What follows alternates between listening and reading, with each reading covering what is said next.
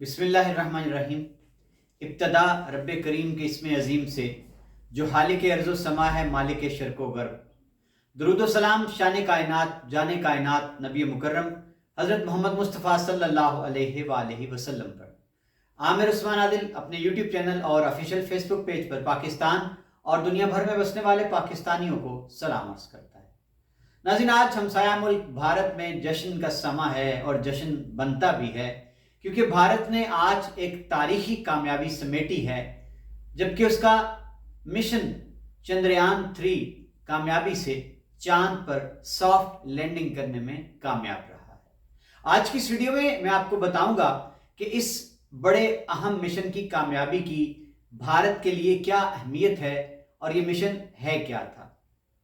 ناظرین، آج شام 6 بجے بھارت کے اسرو یعنی کہ انڈین اسپیس ریسرچ آرگنائزیشن کے ہیڈ کوارٹر میں سائنسدانوں کا اور ماہرین کا ایک ان کی نظریں جو تھیں اسکرین پر جمی تھیں، اور انتظار تھا اس تاریخ ساز لمحے کا کہ جب بھارت دنیا کا چوتھا اور چاند کے جنوب قطبی حصے میں لینڈ کرنے والا دنیا کا پہلا ملک بننے جا رہا تھا۔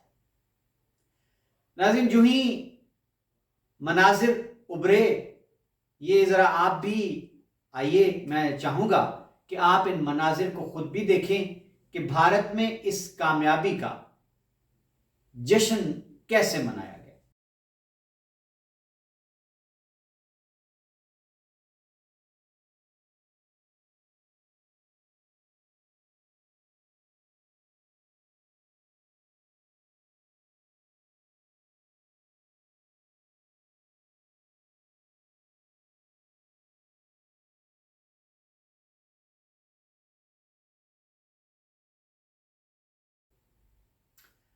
تو آپ نے دیکھا ناظرین کہ انڈین اسپیس ریسرچ آرگنائزیشن کے مرکزی جو دفتر تھا، ان کا ہیڈ کوارٹر تھا، وہاں پر وہ ٹیم جس نے اتنے برس تیاری کی تھی اس مشن کو بھیجنے کے لیے، اور وہ انتہائی وہ صبر آزما مراحل سے گزر کر انتظار کر رہے تھے کہ کب یہ منظر ان کی آنکھوں کے سامنے آئے۔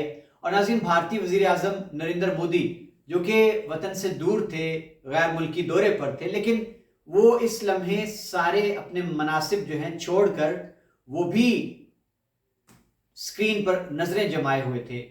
اور شام 6 بجے بھارتی مشن چندریان 3 نے کامیابی سے چاند کے جنوب قطبی حصے پر لینڈنگ کر دی، اور اس طرح ناظرین بھارت دنیا کا پہلا ملک بن گیا جس نے چاند کے اس حصے پر سافٹ لینڈنگ کی ہے۔ اس سے پہلے آج تک دنیا کا کوئی ملک چاند کے اس حصے پر لینڈ نہیں کر پایا۔ چاند پر قدم رکھنے والوں میں جو پہلے سے 3 ممالک ہیں پوری دنیا میں، ان میں امریکہ، سوویت یونین اور چائنا ہے۔ اس لحاظ سے بھارت دنیا کا چوتھا ملک بن گیا ہے جس نے چاند کو فتح کیا ہے، اور بھارت نے یہ منفرد اعزاز اپنے نام کیا ہے کہ باقی تمام ممالک جو اس سے پہلے چاند پر قدم رکھے ہیں وہ چاند کے اس حصے پر نہیں گئے جہاں آج بھارت کا خلائی مشن چندریان 3 کامیابی سے لینڈ کر گیا ہے۔ آئیے ناظرین، میں آپ کو بتاتا ہوں کہ اس مشن کی تیاری پر بھارت کا بجٹ کیا تھا۔ 6 ارب روپیہ 6 ارب روپیہ لاگت آئی بھارت کو یہ مشن خلا میں بھیجنے کے لیے۔ اب ناظرین، 2019 میں بھی بھارت نے چندریان 2 مشن جو تھا وہ چاند کے لیے بھیجا تھا، لیکن یہ مشن ناکام رہا تھا۔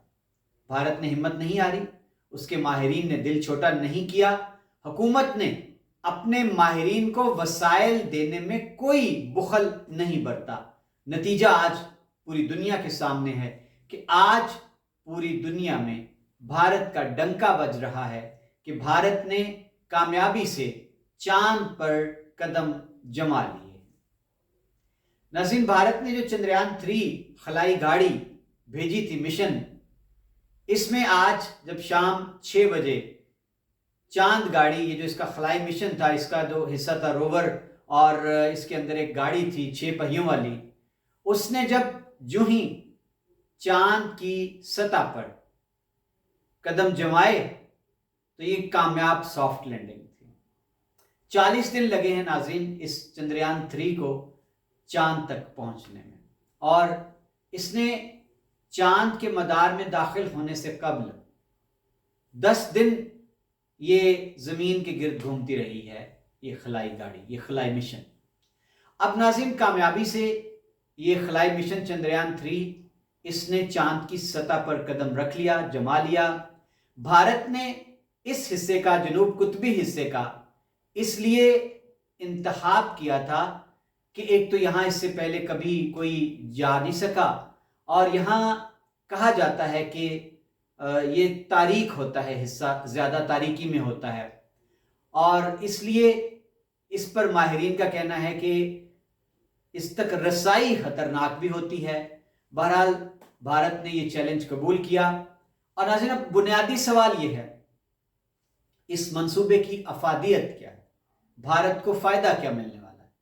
تو میں عرض کیے دیتا ہوں کہ بھارت نے یہ جو مشن بھیجا ہے، جو اس کی آج گاڑی اتری ہے چاند کی سطح پر، اب یہ وہاں سے چاند کی سطح کا، اس کے ماحول کا، اور وہاں پائے جانے والے جتنے بھی اجسام ہوں گے ان کی تصاویر بھیجے گی بھارت کو، اور یہاں پر ماہرین بیٹھ کر ان کا تجزیہ کریں گے۔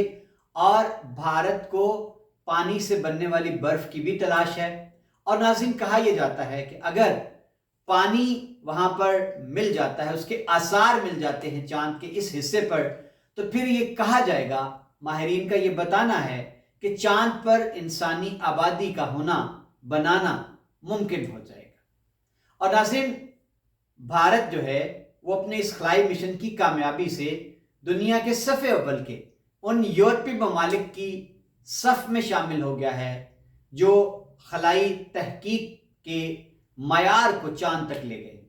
اور ناظرین اسی پر اکتفا نہیں، آج بھارتی وزیر اعظم نریندر مودی نے پوری بھارتی قوم کو مبارکباد دی، اور ان کا کہنا تھا کہ آج بھارت کے گھر گھر میں جشن ہے، اور یہ لمحہ بھارت کے لیے تاریخ ساز ہے۔ اور ناظرین انہوں نے اس کامیابی کو صرف بھارت کی کامیابی نہیں بلکہ اس کو پورے کرۂ ارض کے انسانوں کی کامیابی قرار دیا، اور ان کا یہ کہنا تھا کہ اب آسان ہو جائے گی تحقیق خلا میں۔ بھارت کے اس منصوبے کی کامیابی سے دیگر ممالک جو اس پر ریسرچ کرنا چاہتے ہیں ان کو مدد ملے گی، یہ کہنا تھا نریندر مودی کا۔ اور ناظرین یہاں ایک بڑا اعلان کیا نریندر مودی نے کہ اب بھارت اپنی تحقیق کو چاند سے بھی آگے لے کے جا رہا ہے، اور عنقریب بھارت اپنا ایک مشن جو ہے وہ سورج پر بھیجنے والا ہے۔ تو ناظرین یہ بھارت کی ایک بے مثال کامیابی ہے، بھارتی سائنسدانوں کی، بھارت کے ماہرین کی، بھارتی حکومت کی۔ یہ بلا شبہ کریڈٹ جاتا ہے ان کو کہ انہوں نے 2019 میں ناکامی کے بعد ہمت نہیں ہاری، لگے رہے، اور آج انہوں نے چاند کو تسخیر کر لیا۔ ناظرین آخر میں آپ کو بتاتا ہوں کہ جتنے ماہرین ہیں خلا کے، خلائی تعلیم کے، ان کا یہ کہنا ہے کہ مستقبل میں جو ملکوں کے بیچ ایک مقابلے کی، مسابقت کی دوڑ ہوتی ہے، یہ دوڑ اب روایتی میدانوں سے نکل کر خلا میں پہنچ چکی ہے۔ تو بھارت بلا شبہ آج ایک جست کے ساتھ پورے کرۂ ارض کے ممالک میں سے، گنتی کے اس سے پہلے 3 ممالک تھے، آج بھارت چوتھا ملک بن گیا ہے خلا کی دوڑ میں، خلا کی تسخیر کی دوڑ میں۔ تو ناظرین بلا شبہ یہ لمحہ بھارت کے لیے، ہر بھارتی کے لیے باعث افتخار ہے، اور ہونا بھی چاہیے۔